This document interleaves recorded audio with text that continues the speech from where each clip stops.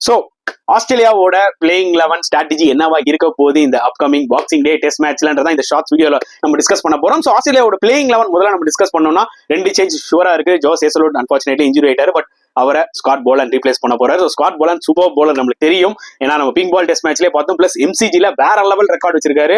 Last time ஆஷஸ்ல பாத்தீங்கன்னா 6 wickets just 7 runs தான் கொடுத்தாரு. அன்பிளேபிளா இருந்தார் அந்த ஸ்பெல்ல. So is going to be a big threat for India. Plus Sam Konstas young super star of ஆஸ்திரேலியான்னு சொல்லலாம், நேதன் மிக்ஸ்வினியை ரீப்ளேஸ் பண்ணி ஓப்பனிங்ல ஆட போறாரு. கண்டிப்பா அவரும் சில சேலஞ்சஸ் ஃபேஸ் பண்ணுவாரு. Facing Bumrah it's not going to be easy.